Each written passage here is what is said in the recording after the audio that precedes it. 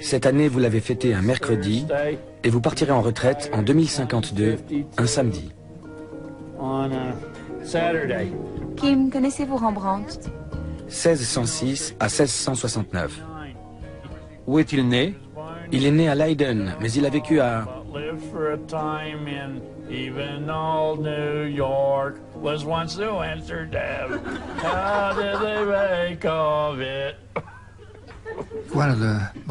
Le plus important, c'est qu'au cours des 15 dernières années, son cœur est devenu plus grand que son cerveau. Il adore les gens.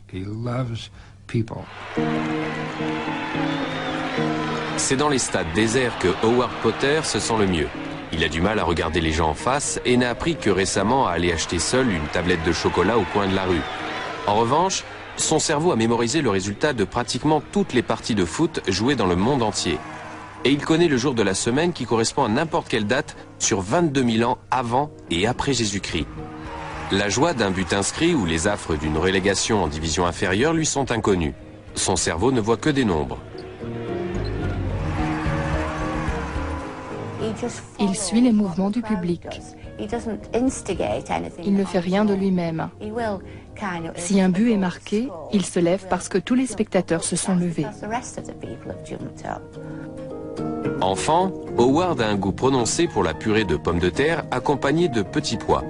Un jour, considérant l'assiette de petits pois de son frère Duncan, il se plaint auprès de ses parents que son frère a eu 2 petits pois de plus que lui. Ses parents stupéfaits comptent les petits pois de chacune des assiettes pour se rendre compte qu'en effet, Howard a été lésé de 2 petits pois. Un peu plus tard, lors d'une fête de famille à Bournemouth, dans le sud de l'Angleterre, Howard amuse la galerie avec des acrobaties mentales du même genre. Les Potter comprennent enfin que leur fils Howard est un surdoué. Avec le temps, ils se découvrent un intérêt pour les nombres premiers, les racines carrées, les hit parades et l'inépuisable réservoir des résultats de football.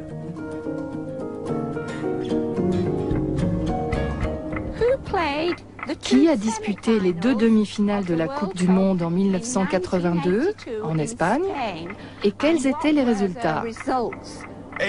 Italie 2, Pologne 0. Et les 2 autres équipes? Allemagne de l'Ouest 3, France 3. Exact. L'Allemagne a gagné 5-4 au tir au but. Exact. En 1968, l'Allemagne a battu l'Angleterre pour la première fois. Quel était le score et qui a marqué? 1-0, Beckenbauer. C'est exact. L'Inter de Milan a gagné la Coupe d'Europe. Qui ont-ils battu en finale? Quand? En 1964. Qui ont-ils battu en finale? Le Real Madrid. Sur quel score? 3-1. Qui ont-ils battu en demi-finale? Borussia Dortmund. C'est exact.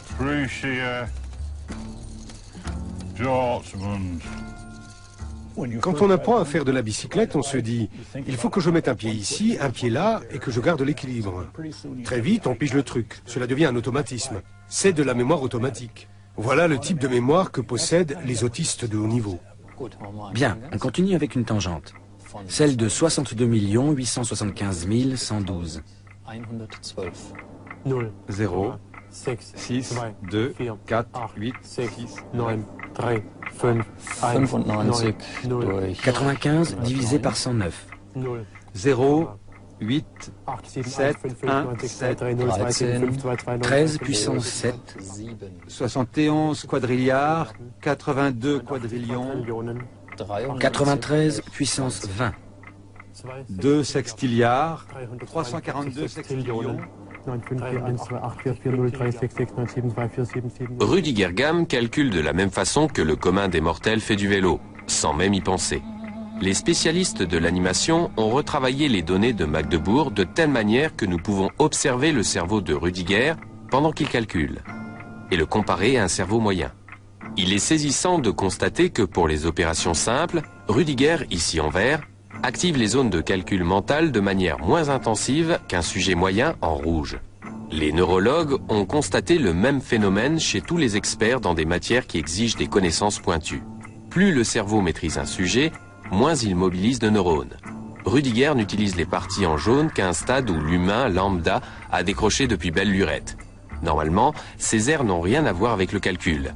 Mais Rüdiger y a stocké un peu plus de 250 000 résultats intermédiaires qu'il peut utiliser à tout moment pour ses opérations.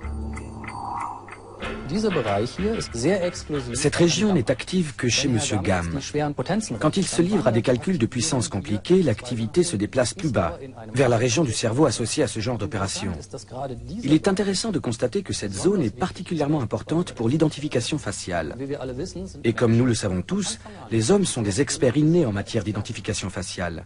Cela signifie que lorsque quelqu'un développe une aptitude spécifique pour quelque domaine que ce soit, il mobilise des zones dans cette région pour y stocker son savoir spécifique. En tant qu'adultes, nous nous déplaçons dans la circulation d'une grande ville de manière aussi automatique qu'un enfant identifie un visage connu. Au lieu de mémoriser des sommes intermédiaires pour des calculs, nous stockons une quantité infinie de gestes, d'estimations et de procédures quotidiennes dont nous nous rappelons machinalement, sans même y penser. Le cerveau a une tendance naturelle à exécuter un maximum d'actions de manière inconsciente. C'est dû au fait que, physiologiquement, les choses que nous faisons inconsciemment sollicitent peu d'échanges d'énergie.